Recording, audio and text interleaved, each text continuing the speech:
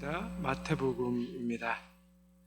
마태복음 4장 23절에서 25절, 또 요한복음 2장 13절입니다. 먼저 요한복음 2장 13절 말씀 보고 다음에 마태복음 4장 23절에서 25절까지의 말씀을 같이 보도록 하겠습니다. 먼저 요한복음 2장 13절의 말씀을 같이 한번 읽어볼까요? 시작. 유대인의 유월절이 가까운지라 예수께서 예루살렘으로 올라가셨더니. 마태복음 4장 23절에서 25절입니다. 온 갈릴리 두루 다니사 그들의 당에서 가르치시며 천국 복음을 전파하시며 백성 중에 모든 병과 모든 약한 것을 고치시니 그의 소문이 온 수리아에 퍼진지라. 사람들이 모든 앓는 자, 곧 각종 병에 걸려서 고통당하는 자, 귀신 들린 자, 간질하는 자, 중풍병자들을 데려오니 그들을 고치시더라. 갈릴리와 데바갈리와 예루살렘과 유다와 요단강 건너편에서 수많은 무리가 따르니라. 아멘. 우리가 지난 시간에 또 배운 걸 잠시 복습해 보도록 하겠습니다. 우리가 신약의 구조를 배웠죠. 기초가 뭐가 있다 그랬습니까? 역사서라 그랬죠. 마태복음, 마가복음, 누가복음, 요한복음 두 개의 기둥이 있다 그랬죠. 오른쪽 기둥엔 뭐죠? 공동서신, 일반서신, 흩어져 있는 디아스포라 유대인들을 대상으로, 그리스도인들을 대상으로 쓴 편지였다. 그리고 왼쪽의 기둥에는요, 바울서신, 바울들이 교회에게 보낸 서신이다. 그리고 위에 지붕은 뭐가 있다 했죠? 바울서신인데 목회서신. 이렇게 신약의 큰 구조를 우리가 이해하고 늘 기억에 담아둬야 된다고 했습니다. 우리 성경 목록과 같이 함께 한번 부르겠습니다.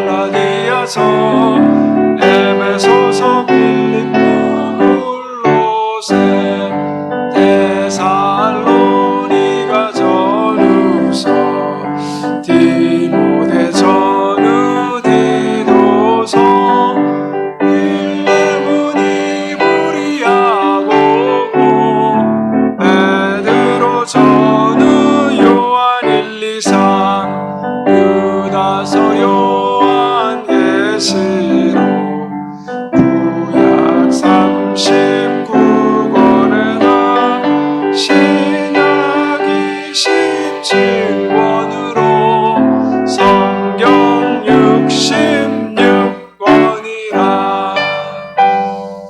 우리가 지난 시간에 우리 신약을 공부하면서 들어가기 전에 또 중요한 지형과 그리고 기후 그리고 이 지리에 대해서 우리가 이해하는 것이 굉장히 중요하다라고 말씀드렸습니다. 이 가나안 땅, 이 팔레스타인 땅은 어떻게 되어 있다 그랬죠? 동서로 이렇게 갈라보면 서쪽은 어떤 지대요?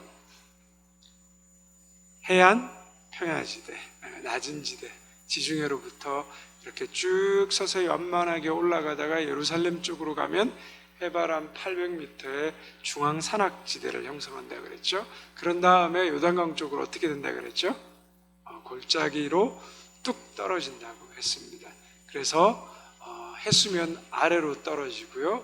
요단강이 해수면에서 한 200m 아래쪽에서 흐르는 강이라고 말씀드렸죠. 그런 다음에 다시 어떻게 해야 된다고요? 골짜기로 올라갑니다. 요단강 동편으로. 그래서 그림을 그리면 서쪽에서 이렇게 올라갔다가 푹 파였다가 다시 올라가는 구조죠. 한번 그려볼까요? 서쪽에서 이스라엘에 이렇게 쭉 올라가다가 뚝 떨어졌다가 확 올라가는 구조. 그려지시나요? 이 모형을 항상 기억하셔야 됩니다. 그래서 서쪽에서부터 이 동쪽으로 가는 이 서편에서부터 어떻게 된다 그랬죠? 편서풍이 불어서 비구름이 항상 서편에서 지중해에서 시작되고 골짜기에 중앙산악 지역된 예루살렘 정도 오면 비의 양의 90%를 다 뿌려버리고 그 동편으로 뭐죠? 10%의 비밖에 내리지 않는다 그랬습니다. 그래서 요단 동편 쪽은 굉장히 가물고, 그리고 예수님이 거하셨던 유대 광야도 어떻게 해요? 예루살렘 동편 쪽에, 그리고 그 남쪽에 네게부 광야에서 큰 사막지대가 형성되어 있다. 서편 쪽은 비가 그래도 내리는 지역이기 때문에 농사도 지을 수 있는 지역이다. 그래서 이 예루살렘 땅은 농경과 목축이 함께하는 것. 이스라엘 백성들이 가나안 땅에 들어왔을 때 목축하는 사람들이었는데, 이 가나안 땅의 농경 문화와 만나면서 충돌이 일어나죠. 그리고 정착하고 살아야 되니까 농사를 짓고 살아야 되고, 그러다 보니까 그 땅에서의 그 바알 신을 숭배하게 되는, 신들의 영역이 있다라고 생각했기 때문에 그 신의 영역이 속한 이 바알 신을 숭배할 수밖에, 농사의 신을 숭배할 수밖에 없는 그러한 구조 속에서 유목 문화와 농업 문화가 충돌을 일으키는 그 갈등의 상황 가운데 살아왔다. 그래서 이스라엘은 건기와 우기로 구분이 되고, 건기는 주로 4월에서 10월까지, 그리고 우기는 11월에서 3월까지. 우기 이 기간에 비가 내리기 때문에 한꺼번에 비가 내리면 우리가 사막 지역에 형성되는 와디라는 큰 물이 형성된다. 그리고 그때 떠내려가는 모래들이 해안 쪽에서 쌓이게 되면서 뭐죠? 모래 지층이 형성되고, 그것이 우리 성경에 나오는 모래 위에 지은 집과 반석 위에 세운 집. 이스라엘이 속한 중앙산악 지역은 뭐죠? 석회암으로 구성된 지역이다. 그래서 그것이 거기에 대부분의 집들이 산 위에, 반석 위에 세워져 있고, 나머지 반석이 아닌 곳에, 그 모래층이 형성된 곳에 집을 세우게 되면 다시 우기 때 비가 오면 홍수에 쓸려 나간다 라는 것들을 설명드렸습니다. 굉장히 처음 듣는다는 표정을 계속 짓고 계시는데, 하여튼 깨우칠 때까지 반복하는 걸로. 자, 그렇게 해서 이제 큰 지리를 이해했고요. 실은 또 이 부분들이 우리가 또 배우게 될, 예수님이 이렇게 복음서에서 다녔던 큰 땅에 대한 형태를 이해하고, 그리고 거기에 나오는 또 시간과 공간의 틀을 우리가 이해하는 것이 굉장히, 우리가 이 복음서를 읽으면서 여러분들에게 새로운 성경을 읽으면서 느껴지는 입체감, 또 이 거리의 감각들을 세워주는 데 있어서 굉장히 중요합니다. 자, 오늘은 그래서 복음서에 나오는 이 시간과 공간의 틀에 대해서 한 번 더 좀 생각해보고, 우리가 이 시간과 공간의 틀들이 세워지면 이제 복음서로 들어가서 우리가 성경에서 이제 예수님의 공생애를 추적하면서 복음서 이야기들로 좀 깊이 들어가 보도록 하겠습니다. 여러분, 예수님이 이 땅에 오셔서 몇 년을 사셨습니까? 몇 년이요? 33년 맞나요? 어떻게 아시죠? 성경에 나오죠? 성경에 안 나옵니다. 예수님이 33년 살았다는 얘기는 성경에 안 나옵니다, 여러분. 누가복음 3장 23절 말씀 한번 같이 읽어보도록 하겠습니다. 한번 읽어볼까요? 시작. 예수께서 가르침을 시작하실 때 30세쯤 되시니라. 예수님이 공생애를 시작할 때 30세쯤 되었다라고 유일하게 성경에서 이야기하고 있는 장면입니다. 대략 30세쯤 공생애를 시작하셨다고 하는 거죠. 그런데 예수님의 그 공생애 기간이 몇 년이라고요? 3년이라고 하면 어떻게 아셨습니까? 예? 3년인지 어떻게 아셔요? 성경에 나오지 않는데 공생애 3년이라는 그 이야기를 어디에서 배우셨습니까? 대부분 이렇게 물어보면 목사님께서 그렇게 가르쳐 주셨습니다 라고 대답하시지요. 근데 3년이라는 기간이 성경에 안 나오는데 왜 3년이라고 이야기하느냐? 우리 이런 것들을 좀 이해할 필요가 있죠. 그래서 성경에서 이 시간의 틀과 공간의 틀을 이해하는 것이 중요합니다. 자, 우리 여러분 교재에 보면 시간의 틀, 예수님의 3년간 공생활을 시간적으로 구분하기 위한 틀, 시간의 구분 기준은 뭐라고요? 유월절이라고 되어 있습니다. 유월절. 유월절을 구분해서 예수님의 공생애를 3년이다라고 우리가 이야기합니다. 마태복음 3장 13절에서 예수님이 세례 요한에게 세례를 받으면서 공생애가 시작됩니다. 첫 번째 유월절 2장 13절에 보면 한번 읽어볼까요? 시작. 유대인의 유월절이 가까운지라 예수께서 예루살렘으로 올라가셨더니. 공간복음 마태마가 누가복음에는 유월절에 대한 언급이 딱 한 번 나옵니다. 예수님이 순환당하는 시점. 그래서 유월절에 대한 그 절기에 대한 언급들이 공간복음엔 잘 안 나옵니다. 근데 요한복음에는 이 절기에 대한 언급이 굉장히 상세하게 나오고요. 그래서 요한복음을 볼 때마다 예수님이 예루살렘에 유월절을 지내려 오셨다. 또 예루살렘에 유월절에 예루살렘에 가셨다라는 이야기가 나오죠.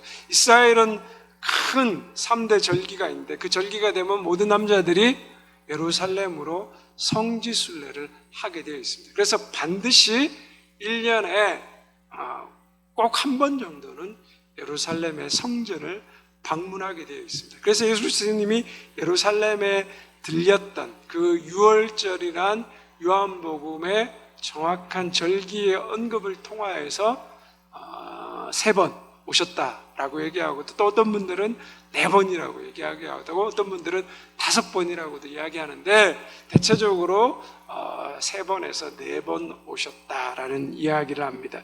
두 번째 예수님이 오신 거는 언제냐면 오병이어 기적 때 6장 4절에 보면 한번 읽어볼까요? 시작. 마침 유대인의 명절인 유월절이 가까운지라. 이때도 유월절이 표시되고 있죠. 그 다음에 13장 1절에 한번 읽어볼까요? 시작.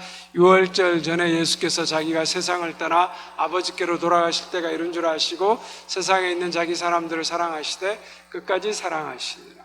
자, 이때도 예수님께서 그 유월절 절기에 맞춰서 예루살렘에 오셨다라는 것을 이렇게 계속해서 이야기하고 있습니다. 그래서 예수님의 공생애를 3년으로 많은 학자들이 이 전체적인 의견에 동의하고 있는 거죠.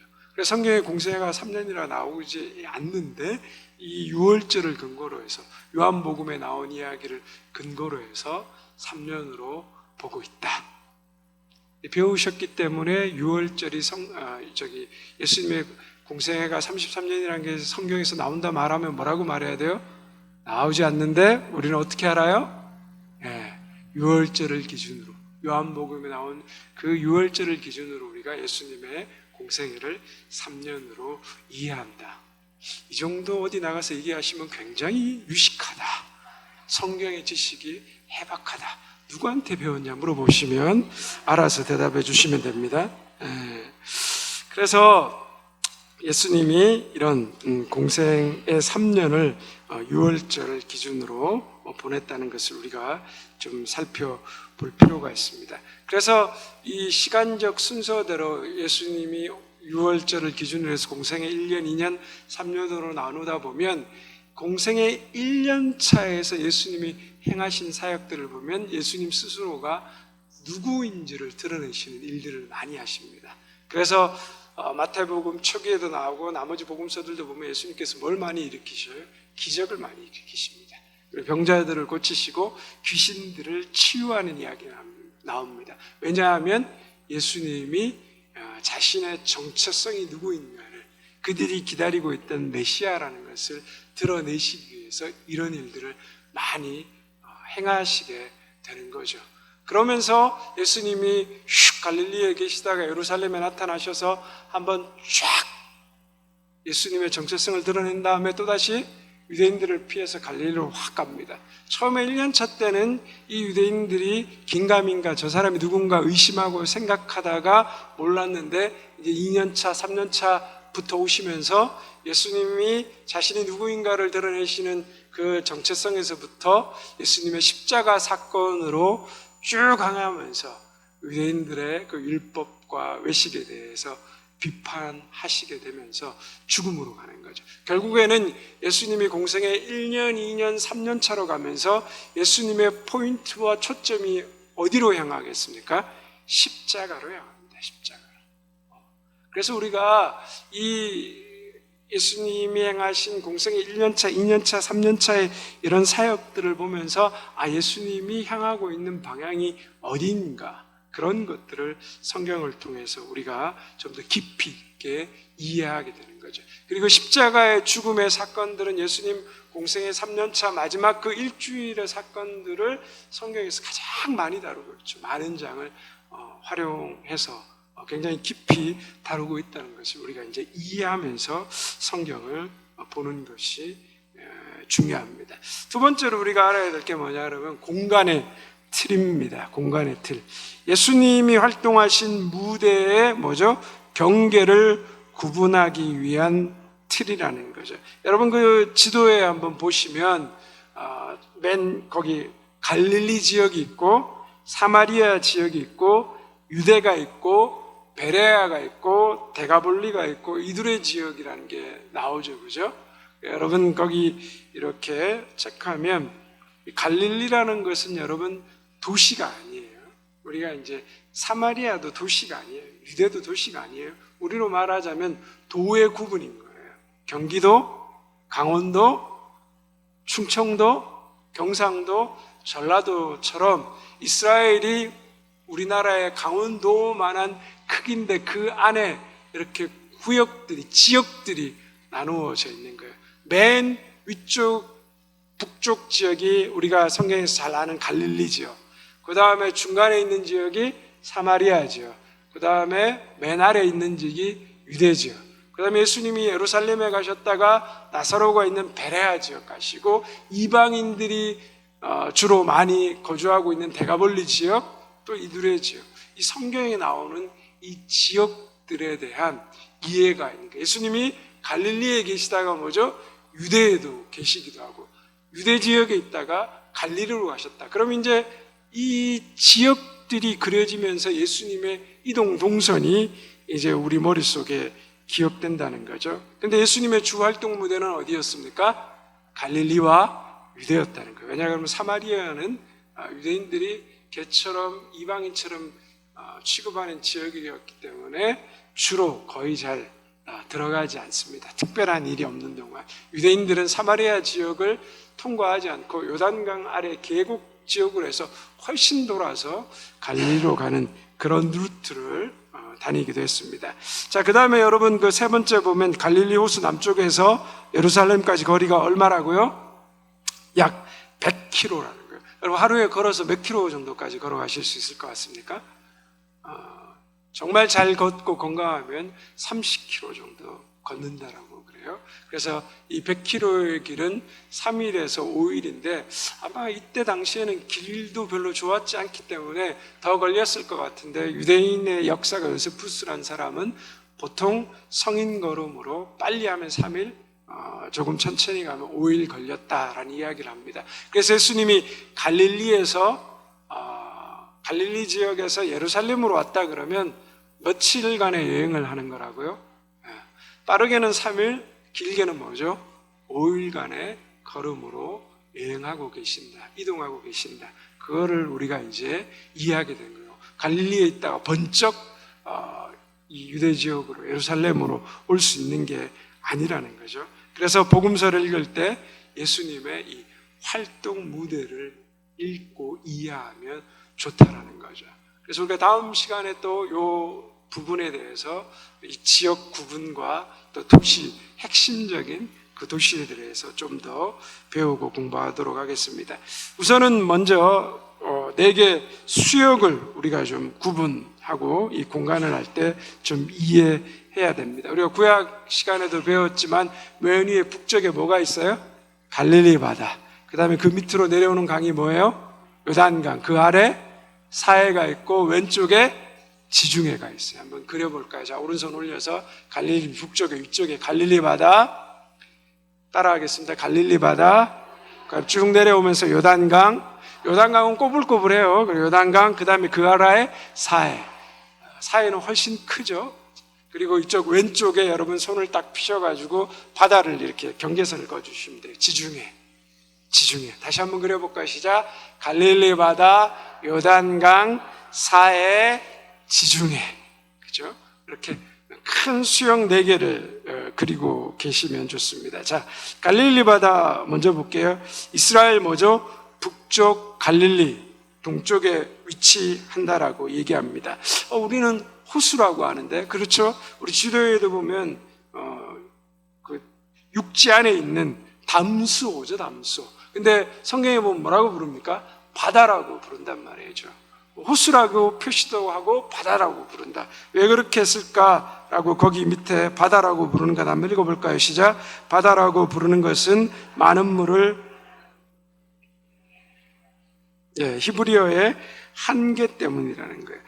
많은 물을 이렇게 히브리어 단어에서 얌이라고 쓰는데 물이 많으면 다 바다라고 했다. 그래서 지중해를 보면 큰 바다라고 말하고 나머지 이런 작은 것들을 작은 바다라고도 그렇게 불렀습니다. 그래서 사해도 뭐죠? 바다는 아니죠. 어마어마 큰 호수인 거죠. 물이 나갈 곳이 없는 육지 속에 있는 것이에요. 우리가 바다라는 이름을 붙였을 뿐이지 엄청난 또 하나의 그런 호수가 될 수 있다는 것들 우리가 좀 이해할 필요가 있습니다.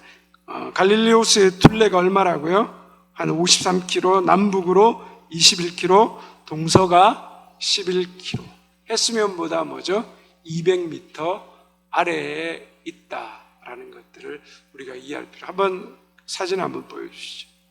저게 갈릴리 바다고요. 인공위성에서 이렇게 좀 크게 항공사진으로 잡은 거고 그 옆에가 이제 이미지로 만들어졌는데 지표면보다 뭐죠? 200m 아래로 내려가 있습니다. 그래서 굉장히 낮은 지역 가운데 있고 그 주변은 호수니까 어떻게 해요? 물이 풍부하죠. 농사도 잘 짓고 그리고 저 호수에서 물고기도 우리가 베드로 물고기 얘기하잖아요. 성지순례 가면 뭐 꼭 먹는 물고기라고 하는데 그 물고기도 잡히고 그리고 이스라엘 백성들의 3분의 1의 식수를 이 갈릴리 호수에서 공급하고 있다라고 이야기하고 있습니다. 갈릴리 호수의 이름을 또 밑에 보면 뭐라고 불러요? 성경에 긴네렛이다. 이것은 뭐 하프 모양을 닮았다. 모양을 아까 보시면 약간 하프 모양처럼 생겼죠, 그죠? 긴네렛이다. 그 다음에 게네사렛이라고 뭐 이렇게 왕자의 정원 뭐 그런 곳이 근처에 있었다고 합니다. 그리고 디베랴, 로마의 티베리우스 황제를 위해서 헤롯 안티파스가 그 주변에 도시를 세워놓는데 그게 티베리아입니다. 그 티베리아의 이름을 따서 디베랴라고도 성경에 이렇게 언급 나오고 있다는 거죠. 긴네렛, 게네사렛, 디베랴 이러면 다 갈릴리 바다를 가르친다. 갈릴리 호수를 가르친다라고 생각하시면 됩니다. 그 다음에 뭐죠? 요단강이 나오죠. 요단강. 이스라엘에서 가장 뭐죠? 큰 강입니다. 헬몬산에서 발원해서 남쪽에 사해까지 들어갑니다. 직선거리가 얼마요? 217km인데 꾸불꾸불한 굴곡으로 하면 한 400km가 된다. 우리가 왜 이 요단강을 많이 얘기하냐면 세례 요한이 세례를 베푸는 곳이고 예수님도 이 요단강에서 세례를 받았기 때문입니다. 우리가 요단강 건너가 만날이 죽음을 의미하는데 과거에서 뭐죠? 강을 건너는 것을 우리나라에서도 니마 그 강을 건너지 마십시오. 강을 건넌다는 게 곧 죽음을 의미하는 거죠. 우리 그리스도인들에게 요단강을 건넌다는 것은 하나님 나라에 들어가는 것으로 그렇게 해석되고 있죠. 항공사진으로 요단강을 한번 보면요. 한번 다음 장면 보여주시죠. 이렇게 쭉 지금 가운데 꼬불렁꼬불렁꼬불렁 나 있는 것이 요단강입니다. 그리고 저 아래 보이는 강이 사해, 그래서 위에 북쪽에서 발원한 그 요단강의 헬몬산에서 떨어져 이슬과 그리고 그 위에 있는 샘들로부터 넘쳐난 물이 쭉 이스라엘 전역을 가로질러서 사해까지 들어가는 강이 바로 이 요단강이라는 것을 우리가 좀 알아둘 필요 있습니다. 그 다음에 사해가 나오죠. 사해. 이스라엘의 뭐죠?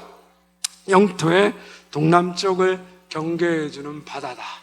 그래서 성경에는 사해라고 말하지 않습니다. 염해라고 합니다. 소금바다, 아라바의 바다라고 하기도 하고 동해라고도 불립니다. 사해는 지표면에서 세계에서 가장 낮은 곳입니다. 400m 아래로 형성되어 있는 담수호죠. 근데 여기는 물이 들어가기만 하고 그리고 빠져나갈 곳이 없어서 증발하는 곳입니다. 그래서 물이 유입되는 물이랑 증발하는 물이랑 수량이 똑같아서 사해가 일정 수량을 유지하고 있었는데 요즘은 이 사해에 갈릴리 호수에 물을 끓여 쓰고 댐을 만들고 그리고 중간에서 여러 가지 공업 용수로 요단강 물을 많이 써버림으로 말미암아 사해가 지금 계속해서 과거에는 뭐 360m였는데 계속 내려가서 지금 430m 아래까지 내려가 있다는 거죠. 지금은 1년에 1m씩 사해가 줄어들고 있다고 합니다. 그래서 2050년이 되면 사해가 사라질지 모른다.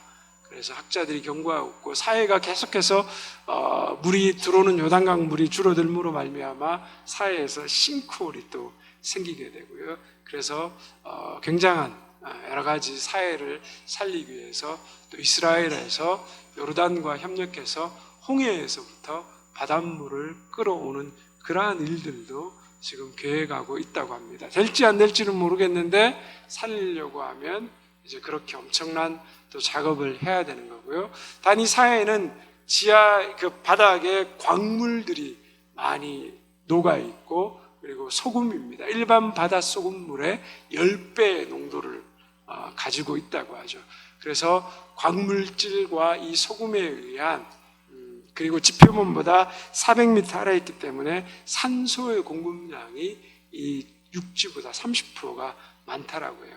그래서 사해에 가면 뭐 한다 그래요? 사해 바닷물에 들어가잖아요. 관절염과 피부병 환자들 직방 낫는답니다. 부러우시죠? 기후와 물과 23가지의 미네랄이 물에 녹아있기 때문에 실질적으로 사해 주변에 가면 환자들을 치유하는 테라피 센터가 있고요. 피부병 환자들과 각종 관절염 가진 환자들이 사해를 많이 찾아서 들어가면 그곳에서 치유되는 일들을 많이 경험한다고 합니다. 그리고 사해에 가면 뭐가 있죠? 머드팩 하잖아요. 그것도 광물이 녹아있기 때문에 피부를 매끄럽게 합니다. 한번 사진 한번 보여주시겠습니까? 사해에 가면 저 하얀 게 뭐냐 그러면 다 소금입니다. 바닥이 다 소금으로 저렇게 결정으로 딱딱하게 굳어 있고요. 사해 옆에 가면 그 로세 안에 소금 기둥도 전체가 저 옆에 노랗게 보이는 저것도 모래가 아니라 다 소금입니다. 그만큼 소금 농도가 깊은 거고요. 그 다음에 다음 사진 보여주시면 저렇게 사해에 가면 가장 해보고 싶은 게 뭐죠? 물에 저렇게 둥둥 뜨는 거죠. 그냥 물에 들어가서 수영할 줄 모르는 분들도 누워서 고개만 들면 신문과 책을 볼 수 있다고 합니다. 그래서 사해에 가면 사람들이 가장 조심해야 되는 게 뭐냐 그러면 엎드려서 수영하면 절대 안 된다고 합니다. 눈에 소금물이 들어가면 어떻게 될까요? 실명할 수 있답니다. 내비두면. 그래서 눈에 물이 들어가면 농도가 너무 세기 때문에 바로 나와서 생수로 씻어줘야 되고 그거보다 더 심한 거는 사해의 물을 만약에 많이 먹게 되면 내장을 망가뜨리기 때문에 병원에 바로 실려가서 위세척을 해내야 될 정도로 소금의 농도가 높다는 걸 알 수 있습니다. 그걸 실험한 게 뭐냐 그러면 다음 사진 보면 저렇게 검은 드레스를요 사해에 담겨뒀더니 저게 뭐예요? 소금 결정이 다 붙어가지고 저렇게 하얗게 변한 그러한 내용들이 나와 있습니다. 말로 하니까 잘 실감 안 나시죠? 우리 짧게 한 3분짜리 사회 관련된 영상을 하나 보도록 하겠습니다.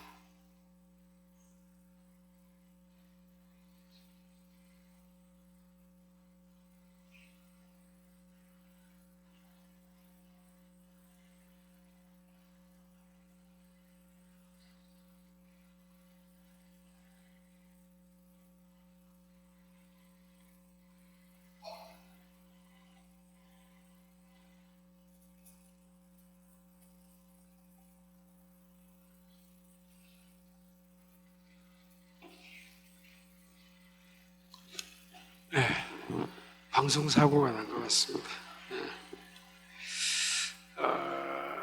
그래서 이 사회에는 물이 빠져나가지 않는 곳이고 물이 갇힌 곳입니다. 그리고 염도가 요단강을 지나 높아지는 것이죠. 그 끝은 약 60km의 길이의 사해는 너무나 잘 알듯이 소금으로 이루어져 있습니다. 하늘 위에서 내려다본 사해의 모습은 다양한 색으로 되어 있는데요. 염도가 다르기 때문입니다. 자세히 보세요. 바다에 산호처럼 깔려 있는 것은 모두 소금입니다. 사해의 염도는 바닷물의 약 10배, 33.7%로 바닥으로 내려갈수록 농도가 높아진다고 합니다. 마치 소금꽃이 피어 있는 것처럼 보입니다.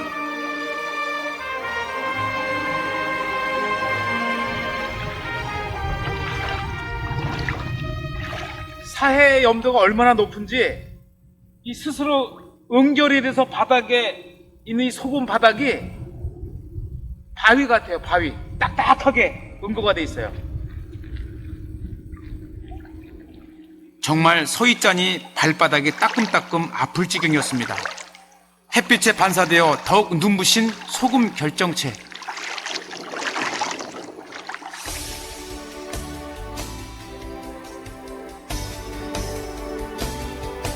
사해는 거대한 소금 매장지로도 유명합니다. 저 많은 소금들이 물에 있다 보니 이곳에서는 특이한 현상이 벌어집니다. 사해하면 누구나 떠올리는 풍경, 바로 이거죠.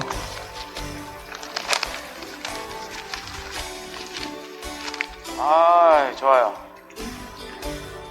굳이 몸을 움직이지 않아도 둥둥 떠 있습니다. 이 지역에는 겨울에도 낮에는 따뜻하기 때문에 물에 들어가는 사람들이 많았는데요.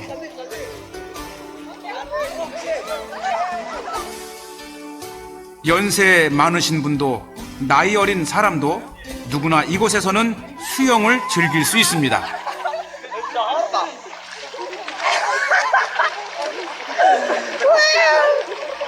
마요처럼 מיוח하다 봐 야만 멜라 ما מיוח하 هو ملكية كل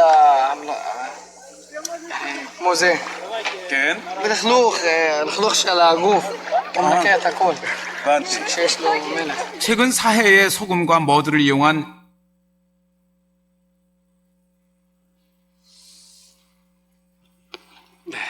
여기까지 보고 다음에 한번 성지순례 가서 사해 가서 한번 수영하는 걸로. 굉장히 사해는 이런 또 특별한 면들을 가지고 있습니다. 그래서 사해가 어쨌든 갈릴리 바다는 여러분 어떻습니까? 요단강의 그 엘몬산에서 내려오는 그 물들을 요단강으로 흘러 보내서 거기에는 뭐가 있죠? 생명이 살아나죠. 근데 사해는 어떻습니까? 물이 내려와서 빠져나가지 않고 가둬짐으로 말미암아 사해에는 생물이 살지 못한다고 합니다. 중요한 것은 뭐죠? 우리 인생도 마찬가지라는 거죠.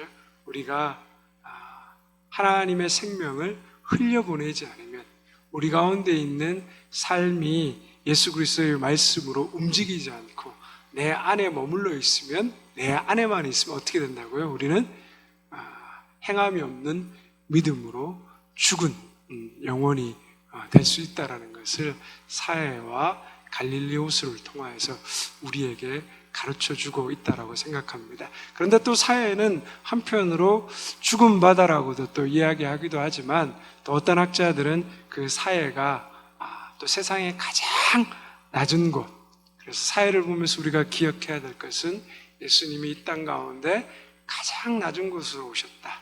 낮은 섬김의 자리로 오셨다.